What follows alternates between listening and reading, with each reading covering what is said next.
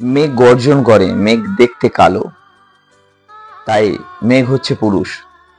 আর বৃষ্টি, বৃষ্টি ছন্দময়, বৃষ্টিতে সুর আছে, বৃষ্টি নরম, আর বৃষ্টি হচ্ছে ধূসর, ফর্সা, তাই বৃষ্টি হলো মহিলা, মেয়ে।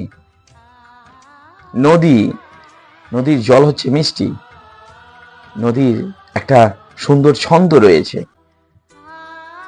নদী হচ্ছে মেয়ে, মহিলা। আর সমুদ্র, সমুদ্রে তার তেজ আছে, তার জল নোনতা, তাই সমুদ্র হচ্ছে পুরুষ। পুরুষ এই সমস্ত কিছুর মধ্যে থেকে নারীকে সুন্দরের প্রতীক, নমনীয়তার প্রতীক, সহনশীলতার প্রতীক। নারীর প্রশংসা পুরুষ সবার আগে নিজেকে ছোট করে তাকে উপরে রেখেই করতে চায়। নদীকে মেয়ে বা মহিলা করতে হবে কোথাও বলা নেই,